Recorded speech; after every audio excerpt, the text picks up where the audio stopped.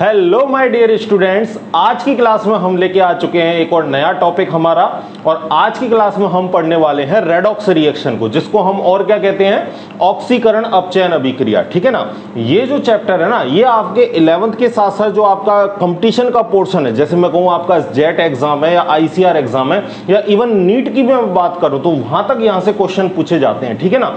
सबसे पहले पढ़ते हैं कि रेडॉक्स अभिक्रिया क्या कहते हैं। आपने प्रीवियस क्लासों में 10वीं वगैरह में पढ़ रखा होगा कि रेडॉक्स अभिक्रिया हम उसको कहते हैं जिसमें एक पदार्थ का तो क्या हो, ऑक्सीकरण, और दूसरे वाले पदार्थ का क्या हो, रिडक्शन हो, अपचयन हो। ऐसी अभिक्रियाओं को हम क्या कहते हैं, रेडॉक्स अभिक्रिया। यहां है ना, हम उससे भी आगे की बात करने वाले हैं। यानी इस चैप्टर में आप पढ़ने क्या वाले हो, मोटा मोटी मैं आपको आइडिया दे देता हूं। सबसे पहले आप इसमें ऑक्सीकरण की अभिक्रियाएं पढ़ोगे, अपचयन की अभिक्रिया पढ़ोगे, ऑक्सीकरण अंक के बारे में आप जानकारी लोगे कि जैसे K2Cr2O7 हो गया या KMnO4 हो गया, इसमें केंद्रीय परमाणु Mn का ऑक्सीकरण अंक बताओ। इस तरीके के आपको क्वेश्चन मिलेंगे यहाँ पे। ठीक है ना। दूसरी बात, आपको ऑक्सीकारक और अपचायक क्या होते हैं इनके बारे में जानकारी लेंगे। इलेक्ट्रॉनिक अवधारणा के आधार पर हम किसको ऑक्सीकारक कहेंगे, किसको अपचायक कहेंगे, या कौन सी अभिक्रिया को ऑक्सीकरण कहेंगे, कौन सी अभिक्रिया को अपचयन कहेंगे, इनके बारे में आप पढ़ोगे। ठीक है ना। थोड़ा सा आप डेनियल सेल के बारे में भी पढ़ोगे, इसकी एप्लीकेशन में। ठीक है ना। ऑक्सीकरण जो अभिक्रिया इनकी एप्लीकेशन में आप डेनियल सेल के बारे में पढ़ोगे। इलेक्ट्रोकेमिकल सीरीज, विद्युत रासायनिक श्रेणी, इसके बारे में भी यहाँ पर आपको क्वेश्चन पूछे जाएंगे। इससे रिलेटेड ऑक्सीकरण अंक को ऐड करके क्वेश्चन बनते हैं एग्जामों में, कंपटीशन एग्जामों में बनते हैं। तो इस चैप्टर को बहुत ध्यान से पढ़ना, पूरा समझने वाला चैप्टर है, कहीं कोई दिक्कत नहीं आएगी। समझते हुए एक एक चीज को चलेंगे, एक एक पॉइंट को क्लियर करते हुए चलेंगे। ठीक है ना। चलिए लेक्चर को स्टार्ट करते हैं। तो मैंने चैप्टर का नाम आपके लिए लिख दिया है रेडॉक्स अभिक्रिया, या हम इसको कह सकते हैं ऑक्सीकरण अपचयन अभिक्रिया। तो अब इसको हम दो भागों में बांट रहे हैं, एक को हम ऑक्सीकरण कहेंगे, दूसरे को हम अपचयन कहेंगे। ठीक है ना। तो मैं इसको दो भागों में बांट देता हूं और एक एक करके हम पढ़ेंगे कि ऑक्सीकरण क्या है और अपचयन क्या है। ऑक्सीकरण, अपचयन। ठीक है ना। इंग्लिश में इसको क्या कहेंगे, ऑक्सीकरण को ऑक्सीडेशन। ठीक है। और अपचयन को हम क्या कहेंगे इंग्लिश में, रिडक्शन। ठीक है। चलिए बात करते हैं।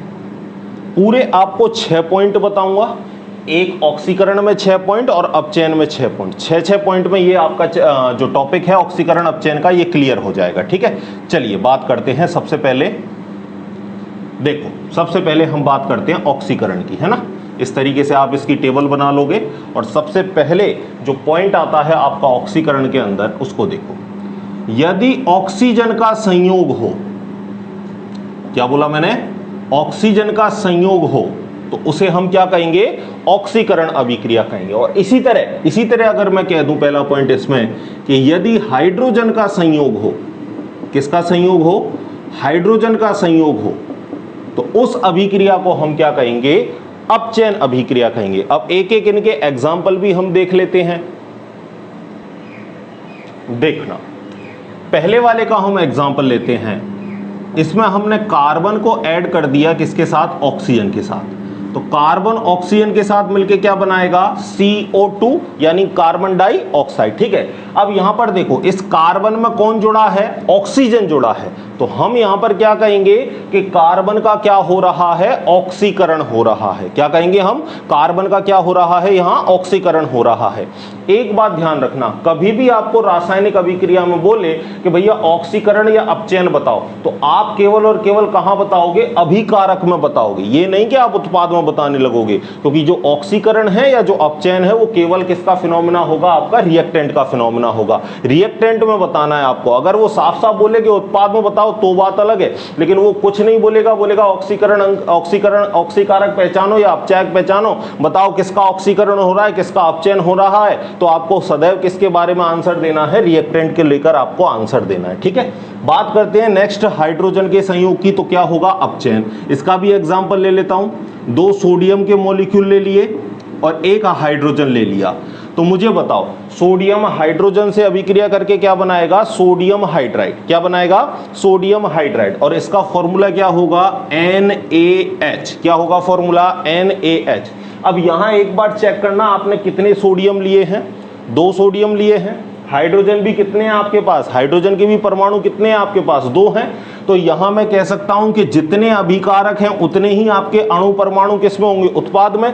तो मेरे पास सोडियम भी कितने हैं, 2, और मेरे पास हाइड्रोजन भी कितने हैं, 2। अब देख लो यहां आगे 2 लग रहा है, मतलब सोडियम भी 2 हैं और हाइड्रोजन भी कितने आपके पास, 2 हैं। ये फॉर्मूला किसका हो गया, सोडियम हाइड्राइड का। ठीक है, बात आ गई समझ में। अब देखो दूसरा पॉइंट देखना, ऑक्सीजन का संयोग हो गया।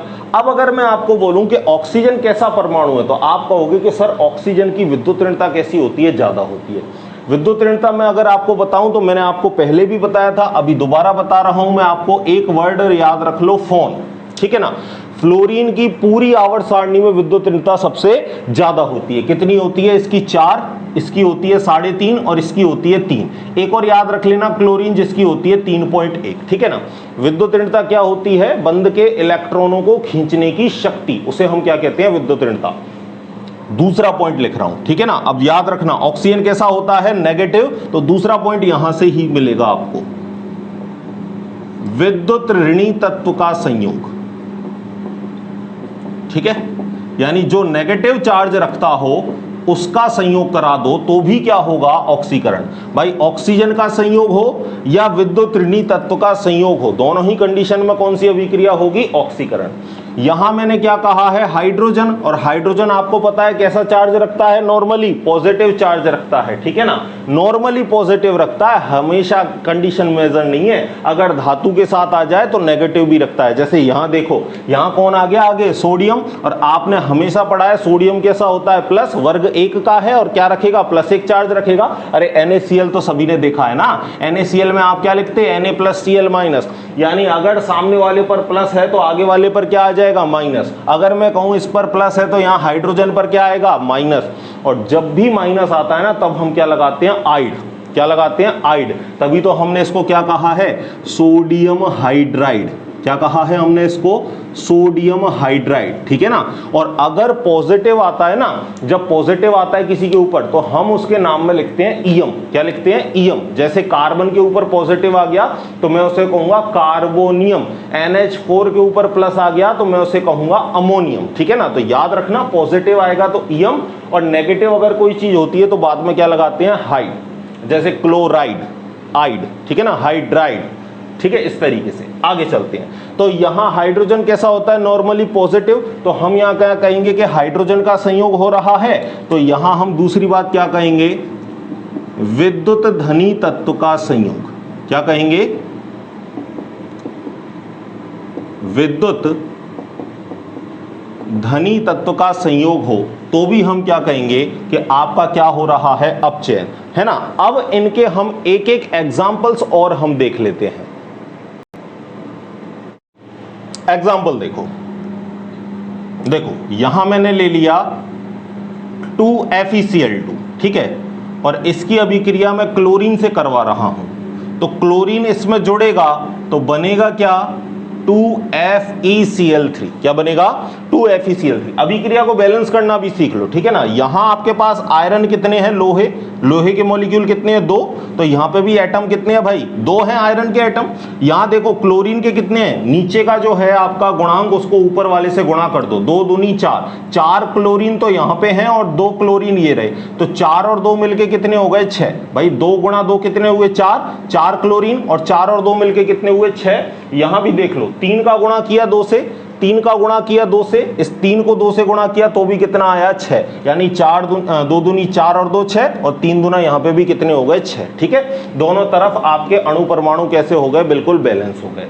अब बात करते हैं आगे की, विद्युत धनी तत्व का संयोग हो। विद्युत धनी तत्व का संयोग करा देते हैं। ये ले लिया हमने आयोडीन और ये हमने ले लिया मरकरी। ठीक है, और बना क्या, HgI2, मर्क्यूरिक आयोडाइड। क्या बना, मर्क्यूरिक आयोडाइड। ठीक है ना। एक कॉन्सेप्ट आप यहां पर और समझो, ठीक है, आपको साइड में चलो मैं लिख देता हूं। जब भी ज्यादा ऑक्सीडेशन नंबर हो, जब भी ज्यादा ऑक्सीडेशन नंबर हो तो क्या लगाते हैं हम, लास्ट में 1, और जब कम ऑक्सीडेशन नंबर हो तो हम क्या लगाते हैं, अस। क्या लगाते हैं भाई, अस। ऑक्सीकरण अंक क्या होता है, किसी भी अणु परमाणु पर प्रत्यक्ष या अप्रत्यक्ष रूप से जो आवेश रखा है उसी को हम क्या कहते हैं, ऑक्सीकरण अंक। जैसे अगर मैं कहूं आपका ये रहा Na+, तो इस पर तो मुझे प्रत्यक्ष आवेश दिख रहा है +1 है, तो मैं कह दूंगा इसका ऑक्सीकरण अंक +1 है। लेकिन अगर मैं यहां पर NaCl लूं तो अब आपको प्रत्यक्ष रूप से नहीं दिख रहा, अब आपको अप्रत्यक्ष रूप से पता है कि अगर NaCl है तो Na यहां पर प्लस है, तो यहां पर Cl कैसा है, माइनस। यानी यहां Na पर +1 ऑक्सीकरण अंक है तो Cl पर -1 ऑक्सीकरण अंक है। यानी किसी भी अणु परमाणु यौगिक पर प्रत्यक्ष या अप्रत्यक्ष रूप से जो आवेश उपस्थित है उसे ही हम क्या कहेंगे, ऑक्सीकरण अंक कहेंगे। आगे मैं पूरी डेफिनेशन लिखाऊंगा, ठीक है ना, अभी केवल समझ लो आप। तो जब ज्यादा ऑक्सीडेशन नंबर आए तब 1 लगाना है, जब कम ऑक्सीडेशन नंबर आए तब अस लगाना है। अब यहां देखो, यहां मैं क्या कह रहा हूं, मर्क्यूरिक आयोडाइड। क्या कह रहा हूं, मर्क्यूरिक आयोडाइड। यानी यहां ऑक्सीडेशन नंबर कैसा है, ज्यादा है, इसलिए मैंने लास्ट में क्या लगाया है, 1 लगाया है। एक होता है मर्क्यूरस आयोडाइड। मर्क्यूरस आयोडाइड क्या होता है, देखो उसको भी बता देता हूं, है ना, केवल समझने के लिए, क्योंकि देखो केवल टॉपिक को आपको केवल लिखना नहीं है, कॉपी में तो लिख के सारे पास हो जाओगे, लेकिन जब आप आगे कंपटीशन दोगे या आप अगर कंपटीशन एग्जाम दे रहे हो, किसी भी चीज की प्रिपरेशन कर रहे हो, तो चीजों को समझना जरूरी है, ठीक है ना। लिखेंगे भी हर एक बात को और चीजों को समझते हुए भी साथ साथ चलेंगे। तो अगर मैं आपको मर्क्यूरस आयोडाइड की बात करूं तो वो क्या होता है, Hg2I2। अब देखो यहां पर आयोडीन क्या होता है, एक -1, आयोडीन पर चार्ज क्या होता है, -1, ठीक है ना। तो 2 आयोडीन पर कितना हो जाएगा, -2। अरे 1 पर -1 तो 2 पर क्या हो जाएगा, -2। अब यौगिक तभी बनता है जब वो पूरी तरीके से कैसा हो, उदासीन। उदासीन का मतलब चार्ज पूरा का पूरा कैसा हो जाए, न्यूट्रल, 0 हो जाए, तभी यौगिक बनता है। जैसे NaCl है तो NaCl कब बना, Na के ऊपर प्लस है तो Cl के ऊपर माइनस आ गया, तो ओवरऑल प्लस माइनस कट गए तो 0 चार्ज रह गया ना, रह गया। इसी तरीके से मैं आपको बोल दूं NaOH, तो सभी को पता है Na+OH-, तो यहां पर प्लस माइनस कट गया, ओवरऑल चार्ज कैसा आया, 0। यानी कोई भी आपका यौगिक बनेगा नॉर्मली तो वो आपका कैसा होगा, उदासीन होगा। चार्ज यानी वहां पर टोटल चार्ज अगर मैं देखूं तो 0 होगा। अब आयोडीन पर मैंने आपको बताया हेलोजन है, वर्ग 17वें का है। फ्लोरीन, क्लोरीन, ब्रोमीन, आयोडीन सभी जनरली क्या रखते हैं, -1 चार्ज रखते हैं। तो 2 पर क्या हो जाएगा, -2। बोलो भाई, समझ में आ गया। और -2 है, सामने वाले पर क्या लाएगा, +2 लाएगा, सामने वाले पर क्या लाएगा, +2 लाएगा, ठीक है। ऑक्सीकरण अंक सदैव एक एटम का देखते हैं, किसका देखते हैं, एक एटम का। तो बताओ यहां 2 के ऊपर +2 है, यहां 2 मरकरी के ऊपर +2 है, दिख रहे हैं ना 2 मरकरी, तो 2 मरकरी के ऊपर यहां +2 है। तो अगर 2 के ऊपर +2 है तो 1 के ऊपर कितना होगा, आप कहोगे कि सर 2 के ऊपर +2 है तो 1 के ऊपर +1 होगा, ठीक है। अब इस एग्जांपल को ले लेता हूं, इधर देखना, Hg2। 2 आयोडीन पर कैसा होगा, बोलोगे कि सर 1 पर -1 तो 2 पर कैसा होगा, -2। अब यहां -2 है तो सामने वाली मरकरी पर क्या होगा, आप बोलोगे कि सर -2 है तो सामने वाली पर +2 होगा, क्योंकि ओवरऑल हमें कैसा करना है, 0 करना है। तो यहां तो देखो मरकरी के ऊपर चार्ज क्या है, +2, और यहां मरकरी के ऊपर चार्ज क्या है, प्लस का मतलब +1, प्लस का मतलब क्या हो गया, +1। तो मुझे बताओ ज्यादा कहां है, आप बोलोगे कि सर यहां ज्यादा है Hgi2 में। और मैंने क्या बोला, जब ऑक्सीकरण अंक ज्यादा हो तो क्या लगाते हैं, 1 लगाते हैं। तो यहां हम क्या बोलेंगे, इसको मर्क्यूरिक आयोडाइड। लेकिन यहां हम इसको Hg2I2 को क्या बोलेंगे, मर्क्यूरस आयोडाइड, ठीक है ना। ये तो मैंने कहानी आपको बताई मरकरी में, और मैं आपको एक एग्जाम्पल कॉपर का लेता हूं, उसमें भी इस बात को मैं आपको बताता हूं। चलिए, ये सारे एग्जाम्पल हम लिखेंगे एक साथ, है ना। अभी केवल हम ऑक्सीकरण और अपचयन को पहले समझते हैं। एक और एग्जाम्पल देखो, मैंने यहां लिया CuCl, CuCl2, और यहां मैंने इसकी अभिक्रिया करवा दी कॉपर से, ठीक है। इसको हम क्या बोलेंगे, क्यूप्रिक क्लोराइड, ठीक है। अब आप सारे समझ गए कि एक आ रहा है तो इसका ऑक्सीकरण अंक ज्यादा है, और यहां जब कॉपर को मैंने जोड़ दिया तो कॉपर 2 हो गए, और क्लोरीन तो 2 है ही हमारे पास पहले से। एक Cu और जोड़ दिया तो Cu मिलके कितने Cu हो गए, 2। और यहां इसका नाम क्या हो गया, क्यूप्रस क्लोराइड, ठीक है। और आप सभी को पता है कि यहां 2 है, -2, तो सामने वाले पर कितना आएगा, +2। अब +2 आ गया 2 के ऊपर, तो 1 के ऊपर क्या रह जाएगा, +1, ठीक है, और यहां -2 है, यहां क्या है -2, यहां सामने वाले पर क्या है +2, यहां बताओ क्या था -2, सामने वाले पर क्या आएगा +2। लेकिन मैंने क्या बताया, ऑक्सीकरण अंक एक परमाणु के लिए देखेंगे तो यहां 2 कॉपर पर +2 है, तो एक पर क्या रह जाएगा, +1 रह जाएगा। +1 कम है तो अस लगा, क्यू प्लस, +2 ज्यादा है तो 1 लगा, क्यू प्रिक। ठीक है, समझ में आ गई बात। चलिए, बहुत है, 2 एग्जाम्पल यहां पर आपके। अब बात करते हैं हम, देखो यहां देखो, क्लोरीन सामान्यतः आपको मैंने बता दिया अभी अभी अधिक विद्युत ऋणीय, मतलब इस पर नेगेटिव चार्ज आता है। क्लोरीन 3.1 विद्युत ऋणता खूब बढ़िया है, इसकी माइनस चार्ज रखता है, ठीक है ना। तो माइनस वाले का योग हो रहा है, विद्युत ऋणी तत्व का क्या हो रहा है, संयोग हो रहा है, तो क्या होगा, ऑक्सीकरण होगा। यहां देखो धातु है, धातु सदैव कैसा चार्ज रखती है, धनावेश। धातु सदैव कैसा चार्ज रखती है, धनावेश। तो यहां ये विद्युत धनीय प्रकृति की है धातु मरकरी, और मरकरी एकमात्र ऐसी धातु है जो रूम टेम्परेचर पर कैसी होती है, द्रव अवस्था में होती है। ठीक है ना, क्वेश्चन बन जाए आपको कि उस धातु का नाम बताओ जो कमरे के ताप पर द्रव अवस्था में होती है, तो मरकरी कैसे होती है, द्रव अवस्था में। आपने देखा है ना थर्मामीटर में नीचे नीचे जो काला काला होता है, पारा बोलते हैं ना अपन इसको, तो पारा ही क्या है, आपका मरकरी है। ठीक है ना, चलिए बात करते हैं। तो मरकरी भी धातु हो गई, और आपका कॉपर, तांबा भी आपका क्या है, धातु है। तो धातु सदैव कैसे चार्ज रखती है, धनावेश रखती है, और इनको हम विद्युत धनीय प्रकृति का कहते हैं। तो विद्युत धनीय तत्व का संयोग हो तो क्या होगा, अपचयन। और यहां देख लो, मरकरी का संयोग हो रहा है, कॉपर का संयोग हो रहा है, यानी पॉजिटिव वाला जुड़ रहा है, तो हम इसको क्या कहेंगे, क्या हो रहा है, अपचयन। ठीक है, बात करते हैं तीसरे पॉइंट की। ठीक है ना, 2 पॉइंट मैंने आपको बता दिए, अब हम बात करते हैं तीसरे पॉइंट की। तीसरा पॉइंट देखो, अब उल्टा कर दो, ऑक्सीजन का संयोग हो तो ऑक्सीकरण, हाइड्रोजन का निष्कासन हो तो भी क्या होगा, ऑक्सीकरण। उल्टा कर दो। अब मैं यहां क्या लिख रहा हूं, हाइड्रोजन का निष्कासन, तो हाइड्रोजन का निष्कासन हो तो भी क्या होगा, ऑक्सीकरण होगा। ठीक है, उल्टा यहां पे कर दो, हाइड्रोजन का योग हो रहा है, तो अब मैं यहां कह दूंगा ऑक्सीजन का निष्कासन हो, ऑक्सीजन का क्या हो, निष्कासन हो, तो भी क्या हो जाएगा, अपचयन हो जाएगा। ठीक है ना, दोनों को साथ साथ लेके आपको लिए चल रहा हूं मैं।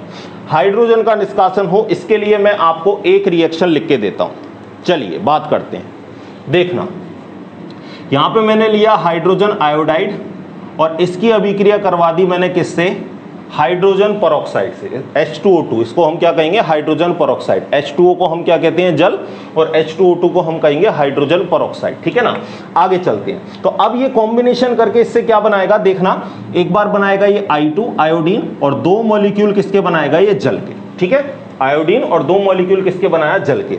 अब मुझे बताओ आप यहां से कि HI के अंदर से हाइड्रोजन निकल गया, क्या निकल गया भाई। अरे HI को देखो, यहां तो HI था, यहां अकेला क्या रह गया, I, यानी आयोडीन, यहां अकेला क्या रह गया, आयोडीन। मतलब यहां से हाइड्रोजन निकले हैं, मतलब यहां से क्या निकला है, हाइड्रोजन निकला है।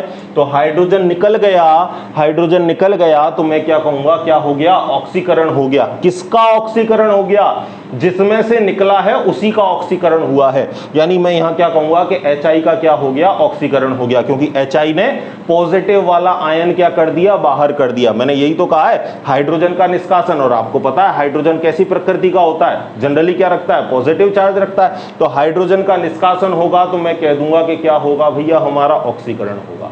तो यहां से हाइड्रोजन निकल गया, हाइड्रोजन का निष्कासन हो गया, और यहां पर मैं कह दूंगा HI का क्या हो गया, ऑक्सीकरण। बात करते हैं सेकंड वाले की, ऑक्सीजन का निष्कासन हो। ठीक है, अब यहां पे देखो, मैं एक एग्जांपल लेता हूं आपके लिए। चलो मार्कर चेंज करते हैं। ये देखो, कॉपर का ऑक्साइड लिया है, और इसकी रिएक्शन करवा रहा हूं मैं हाइड्रोजन से। किससे रिएक्शन करवा रहा हूं, हाइड्रोजन से।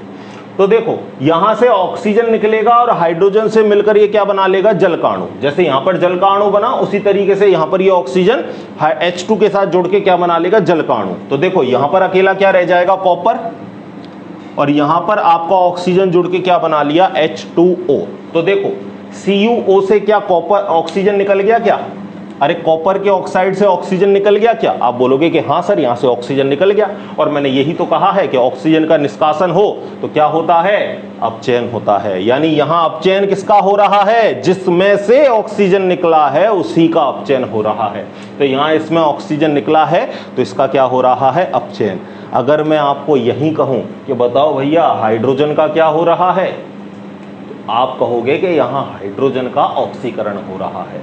अरे हाइड्रोजन के साथ तो ऑक्सीजन जुड़ा है ना, जुड़ा है ना, और ऑक्सीजन का संयोग हो तो हम क्या कहते हैं, ऑक्सीकरण कहते हैं। यानी मैंने क्या कहा, जिसमें से निकला उसका अपचयन हो रहा है। निकला किसमें से, कॉपर के ऑक्साइड में से, तो कॉपर के ऑक्साइड का क्या हो रहा है, अपचयन हो रहा है। जुड़ा किसमें, हाइड्रोजन में, तो हाइड्रोजन में जुड़ गया तो मैं कहूंगा कि हाइड्रोजन का यहाँ क्या हो रहा है, ऑक्सीकरण हो रहा है। और जहां ऑक्सीकरण और अपचयन हो रहा हो उस अभिक्रिया को ही हम क्या कह देते हैं, रेडॉक्स अभिक्रिया कह देते हैं। ठीक है ना, एक एक चीज समझते हुए चलेंगे। पहले इन तीनों बातों को लिख लो, फिर आगे की बातें बताता हूं। ठीक है, एक बार लिखो, इनको लिखो फटाफट, आपको टाइम देता हूं मैं 30 सेकंड का। लिखो, या वीडियो को पॉज करके भी आप लिख सकते हो, वीडियो को स्टॉप कर लो और आप इस चीजों को लिख लो। ठीक है ना, एक एक पॉइंट पढ़ते हुए चलेंगे। अभी 3 पॉइंट और हैं इसके। ठीक है, इन तीनों को लिखो, फिर 3 पॉइंट की बात और करते हैं।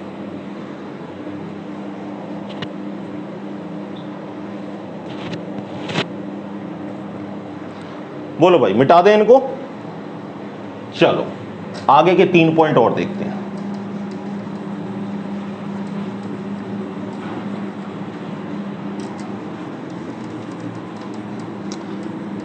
इसके बाद आपको जितने भी कंपटीशन एग्जाम में क्वेश्चन बने हैं ऑक्सीकरण अपचयन से, वो सारे क्वेश्चन भी आपको करवा दूंगा। ठीक है ना, तो बिल्कुल कॉन्सेप्ट आपका क्लियर हो जाएगा। अब देखो, पॉइंट 3 हमने पढ़ लिए, अब पढ़ते हैं हम चौथा पॉइंट।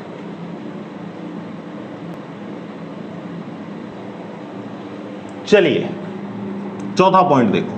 अब हाइड्रोजन का निष्कासन हो रहा है, यानी विद्युत धनीय यौगिक का क्या हो रहा है, निष्कासन हो रहा है। ठीक है ना, तो मैं यहां लिख देता हूं विद्युत धनी तत्व का निष्कासन हो, यानी पॉजिटिव वाले का निष्कासन हो, विद्युत धनी तत्व का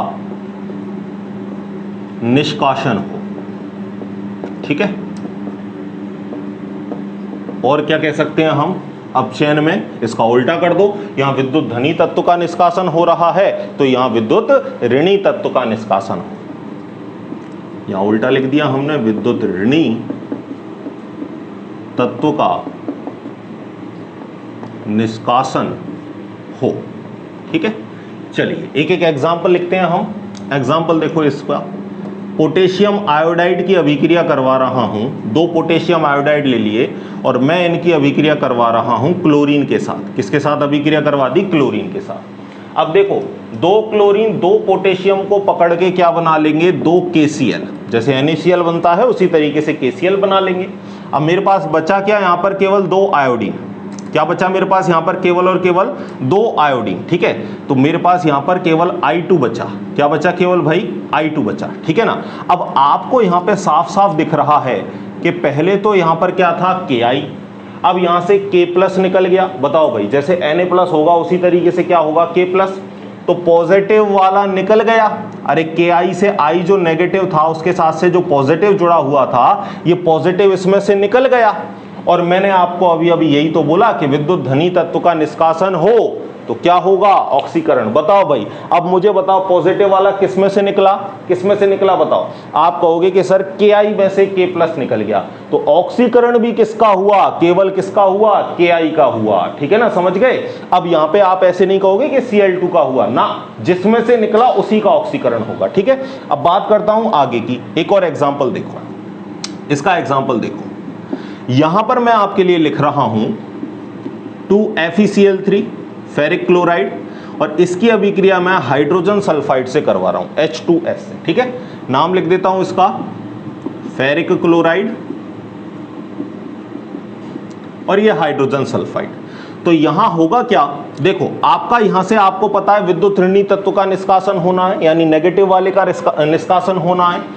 और मैंने आपको बता दिया कि फ्लोरीन, ऑक्सीजन, नाइट्रोजन और क्लोरीन ये आपके अधिक विद्युत ऋणी तत्व हैं, यानी ये सामान्यतः कैसा चार्ज रखते हैं अपने ऊपर, नेगेटिव चार्ज रखते हैं। तो यहां से जब नेगेटिव वाला निकलेगा तो बनेगा क्या, देखो 2 हाइड्रोजन 2 क्लोरीन को पकड़ के क्या बनाएंगे, HCl। ठीक है, 2 हाइड्रोजन 2 क्लोरीन को पकड़ के क्या बनाएंगे, HCl। तो यहां बनेगा क्या, एक बार मैं आपको लिख देता हूं 2FeCl2, ठीक है, और 2HCl साथ में सल्फर। यहां आपके पास क्लोरीन कितने हैं, बोलोगे कि सर 3 दूना 6 क्लोरीन है मेरे पास। यहां भी देख लेता हूं एक बार, 2 दूनी 4, 4 और 2 कितने हो गए, 6। ठीक है ना। तो ओवरऑल यहां भी आपको देखने को 6 क्लोरीन मिले और उधर भी आपको देखने के लिए कितने क्लोरीन मिले, 6 क्लोरीन मिले। हाइड्रोजन यहां भी हमारे पास 2 और यहां भी हमारे पास कितने हैं, 2। सल्फर की बात करूं तो सल्फर यहां भी मेरे पास 1 है और यहां भी हमारे पास कितना है, 1 है। आपको पता है कि यहां 3 क्लोरीन है तो सामने वाले पर चार्ज क्या आएगा बताओ। आप बोलोगे कि सर 3 क्लोरीन पर -3 तो सामने वाले पर +3। यहां पर 2 क्लोरीन पर -2 तो सामने वाले पर +2। और जब ज्यादा होता है तो इक लगाते हैं, तो हमने फेरिक लिख दिया। और जब कम होता है तो क्या लगाते हैं, अस लगाते हैं। यानी अगर मैं इसका नाम लिखूं तो इसका नाम क्या लिखूंगा, फेरस क्लोराइड। क्या लिखूंगा, बोलो भाई, फेरस क्लोराइड। ठीक है, तो ये आपको इक और अस वाला अंतर समझ में अच्छे से आ चुका है। ये तो सबको पता ही है, हाइड्रोक्लोरिक एसिड, ठीक है ना।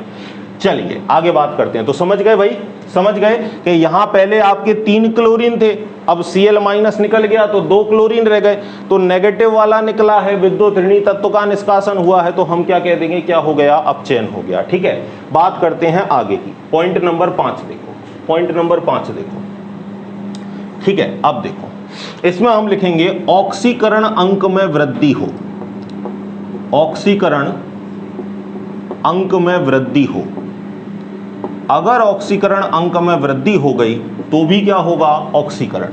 और इसका उल्टा कर दो, अगर ऑक्सीकरण अंक में कमी हो, ऑक्सीकरण अंक में क्या हो, कमी हो, तो बता दो कमी होगी तो क्या होगा, अपचयन होगा। ठीक है ना। अब इनके एक एक एग्जाम्पल और हम बढ़िया एग्जाम्पल देख लेते हैं।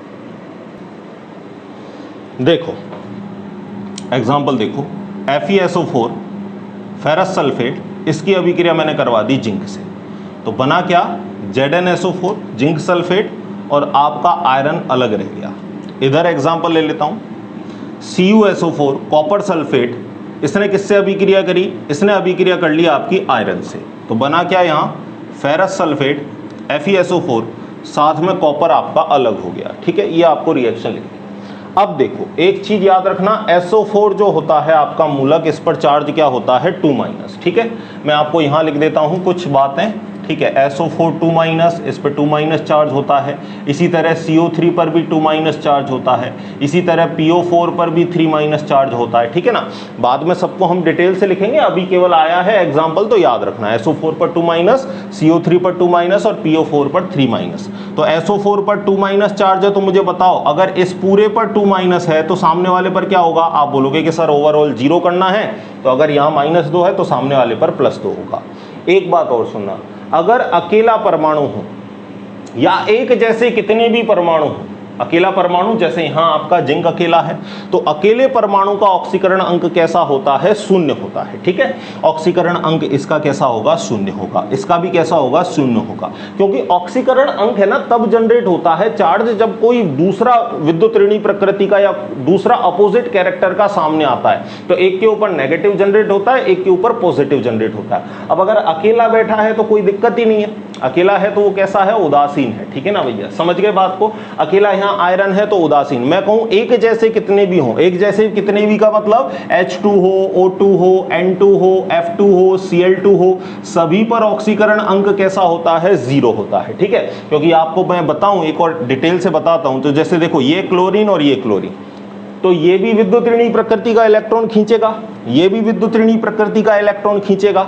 तो जितना जोर इसके पास है उतना जोर उसके पास भी है। अरे दोनों समान ही तो हैं, तो जितने जोर से ये इलेक्ट्रॉन खींचेगा उतनी जोर से वो इलेक्ट्रॉन खींचेगा। तो मुझे बताओ इलेक्ट्रॉन कहीं जाएंगे क्या, कहीं नहीं जाएंगे, दोनों में बराबर जोर लग रहा है। आपने देखा होगा ना मूवियों में या कभी आपने रियल में भी देखा हो, तो वो एक रस्सी खींच वाली प्रतियोगिता चलती है। अब मैं कहूं कि इधर वालों में भी उतना ही जोर है और उधर वालों में भी उतना ही जोर है, तो मुझे बताओ रस्सी कहीं जाएगी क्या, रस्सी वहीं रुकी रहेगी। इधर वाले भी बराबर जोर लगा रहे हैं, इधर वाले भी बराबर जोर लगा रहे हैं, तो रस्सी वहीं रुकी रहेगी। उसी तरीके से इलेक्ट्रॉन यहीं रुके रहेंगे, और इलेक्ट्रॉन जब बीच में है तो ना तो इसके ऊपर चार्ज जनरेट होगा ना ही इसके ऊपर कोई चार्ज आएगा। दोनों ही कैसे होंगे, आपके उदासीन होंगे, 0-0 होंगे। यानी जब एक समान जैसे आपके परमाणु हो या अकेला परमाणु हो, कोई अकेला कोई तत्व हो, तो उसका ऑक्सीकरण अंक कैसा होता है, 0 होता है। इस बात को याद रखना। अब देखो यहां ऑक्सीकरण अंक बताओ, तो SO4 पर क्या होता है, 2-, सामने वाले पर क्या होगा, +2। यहां अकेला है, अकेला है तो ऑक्सीकरण अंक 0, अकेला है ऑक्सीकरण अंक 0। ठीक है, SO4 -2, सामने वाले पर +2। SO4 -2, सामने वाले पर +2। ठीक है, अब समझना जो समझाना चाह रहा हूं आपको। यहां देखो ऑक्सीकरण अंक में वृद्धि हो, तो यहां देखो Fe पर ऑक्सीकरण अंक क्या था, +2, और यहां पर आप अगर देखो तो Fe पर हो गया 0, यानी इसका तो ऑक्सीकरण अंक क्या हुआ है, घटा है। इसका तो ऑक्सीकरण अंक घटा है। बढ़ा किसका है, यहां जिंक पर क्या था, 0, यहां जिंक पर क्या आ गया, +2, यानी यहां 0 से कहां गया, +2। तो मैं क्या कहूंगा कि जिंक का क्या हो रहा है, जिंक का हो रहा है ऑक्सीकरण, क्योंकि हमने अभी अभी कहा कि ऑक्सीकरण अंक में वृद्धि हो तो क्या होता है, ऑक्सीकरण, यानी यहां ऑक्सीकरण किसका हो रहा है, जिंक का। क्योंकि देखो जिंक ही तो 0 से +2 जा रहा है, 0 से +2 जा रहा है, तो ऑक्सीकरण अंक बढ़ा, किसका बढ़ा, जिंक का बढ़ा, तो ऑक्सीकरण भी किसका हुआ, जिंक का हुआ। समझ गए बात को। मैं कहूं अपचयन किसका हुआ इस अभिक्रिया में, तो आपने अपचयन के लिए क्या पढ़ा, ऑक्सीकरण अंक में कमी हो तो अपचयन होता है। यहां देखो +2 से यहां पर क्या आ गया, 0, +2 से ये वाला FeSO4 +2 से कहां पहुंच गया, 0, तो +2 से 0 कम हुआ कि नहीं हुआ, अरे +2 से 0 आ रहे हो, ऑक्सीकरण कैसा अंक कैसा हुआ, घट गया, तो मैं क्या कहूंगा, FeSO4 का क्या हुआ, अपचयन। लेकिन यहां हम रिएक्शन में केवल ऑक्सीकरण की बात कर रहे हैं, तो हम अपचयन को केवल समझ लेते हैं। ठीक है, यहां देखो, अब यहां देखो कॉपर पर क्या है, +2, यहां कॉपर पर क्या है, 0, +2 से 0 गया, +2 से 0 गया, ऑक्सीकरण अंक बढ़ा या घटा, अरे 0 + 1 + 2, +2 से 0 गया, तो ऑक्सीकरण अंक कैसा हो गया, घट गया, यानी मैं कहूंगा कि ऑक्सीकरण अंक घट गया तो क्या होगा, अपचयन होगा। और इसी अभिक्रिया में मैं आपसे पूछ लूं, बताओ भाई, इसी अभिक्रिया में मैं आपसे पूछ लूं कि बताओ ऑक्सीकरण किसका हुआ है, तो आप कहोगे कि सर Fe 0 से कहां चला गया, +2, 0 से कहां चला गया, +2, तो इसका ऑक्सीकरण अंक बढ़ा है, यानी ऑक्सीकरण किसका हुआ, Fe का। अपचयन किसका हुआ, तो अपचयन यहां हुआ CuSO4 का। इधर अपचयन किसका हुआ, इधर ऑक्सीकरण किसका हुआ, तो इधर ऑक्सीकरण हुआ जिंक का। ठीक है, समझ गए। एक लास्ट और फाइनल आपका पॉइंट और है, उसके बाद ऑक्सीकरण और अपचयन आपका क्लियर। ठीक है ना, कहीं भी किसी भी जगह चले जाओ, इन 6 पॉइंट से ज्यादा पॉइंट आपको नहीं मिलेंगे। ठीक है, 6वें पॉइंट की बात करता हूं। 6वें पॉइंट को देखो, इनको लिखो और 6वें पॉइंट को देखो। 6वां पॉइंट देखना भाई, अगर इलेक्ट्रॉनों का निष्कासन हो, अगर इलेक्ट्रॉनों का क्या हो, निष्कासन हो, तो समझ जाओ क्या होगा, ऑक्सीकरण। इसका उल्टा कर दो, अगर इलेक्ट्रॉनों का संयोग हो, इलेक्ट्रॉनों का क्या हो, संयोग हो, तो उसे हम क्या कहेंगे, उसे हम कहेंगे अपचयन। आपको क्वेश्चन बन जाए कि इलेक्ट्रॉनिक अवधारणा पर बताओ किसको ऑक्सीकरण कहेंगे, किसको अपचयन कहेंगे। तो इलेक्ट्रॉनिक अवधारणा क्या है कि अगर इलेक्ट्रॉनों का निष्कासन हो तो हम उसको कहेंगे ऑक्सीकरण, और इलेक्ट्रॉनों का अगर जुड़ाव हो, इलेक्ट्रॉन जुड़ जाए, तो उसे हम क्या कहेंगे, अपचयन कहेंगे। एग्जाम्पल देखो, Na है, इसमें से अगर एक इलेक्ट्रॉन निकल जाए तो Na+ बनेगा। ठीक है, एल्यूमिनियम है, अगर इसमें से 3 इलेक्ट्रॉन निकल जाएं तो Al+3 बनेगा। जितने इलेक्ट्रॉन निकलते हैं उतना ही पॉजिटिव चार्ज बढ़ जाता है। ठीक है, इलेक्ट्रॉनों का संयोग हो, जैसे मैं कहूं सल्फर है और सल्फर में 2 इलेक्ट्रॉन जुड़ जाएं तो H2- बनेगा। क्लोरीन है, क्लोरीन पर क्या होता है, Cl-, तो अगर इसमें 1 इलेक्ट्रॉन जुड़ जाए तो Cl- बनेगा।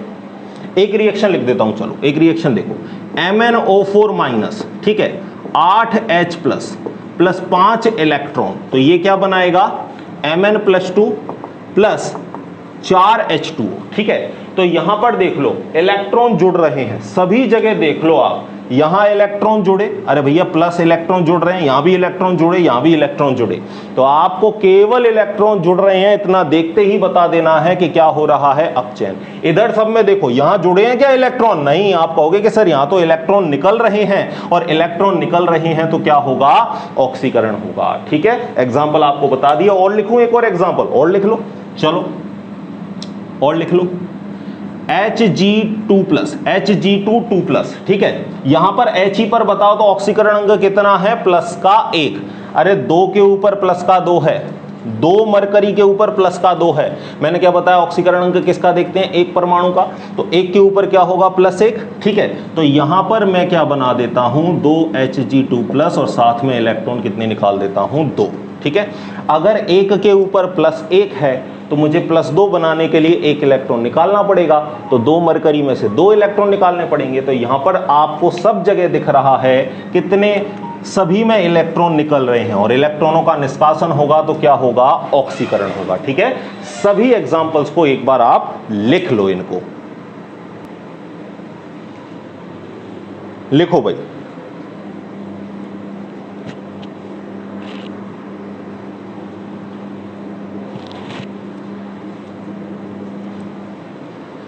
ठीक है, लिख लिए। तो आज आपने ऑक्सीकरण और अपचयन को बहुत ही डिटेल से पढ़ लिया है। इस पर एक लेक्चर आपका आगे और आएगा जो आपको बताएगा ऑक्सीकारक किसे कहेंगे, अपचय किसे कहेंगे, और ऑक्सीकरण अंक मैं आपको निकालना सिखाऊंगा कि कोई यौगिक आपको दे तो उसका ऑक्सीकरण अंक हम कैसे निकालेंगे। आज तो बस आपने जस्ट स्टार्ट किया है, केवल समझा है कि ऑक्सीकरण अभिक्रिया क्या है और अपचयन अभिक्रिया क्या है। तो ये 6 पॉइंट याद रखना। क्या क्या पॉइंट है एक बार रिवाइज करो। तो देखो, ऑक्सीजन जुड़े तो क्या होगा, ऑक्सीकरण। हाइड्रोजन निकले तो भी क्या होगा, ऑक्सीकरण। इलेक्ट्रोनेगेटिव एटम जुड़े यानी विद्युत ऋणी तत्व जुड़े तो भी क्या होगा, ऑक्सीकरण। विद्युत धनी तत्व निकले तो भी क्या होगा, ऑक्सीकरण। ऑक्सीकरण अंक बढ़े तो भी क्या होगा, ऑक्सीकरण। इलेक्ट्रॉनों का निष्कासन हो तो भी क्या होगा, ऑक्सीकरण। ये 6 पॉइंटों का उल्टा कर देना तो सारे क्या आ जाएंगे, अपचयन आ जाएंगे। ठीक है, आई होप आपको लेक्चर समझ में आया होगा। ठीक है, मिलते हैं इसी तरीके के नेक्स्ट लेक्चर में। पढ़ते रहिए, दबा के पढ़िए, और नेक्स्ट लेक्चर देखने से पहले इस लेक्चर को बार बार प्रैक्टिस करना। ठीक है, मिलते हैं नेक्स्ट लेक्चर में, तब तक पढ़ते रहिए, खुश रहिए, धन्यवाद।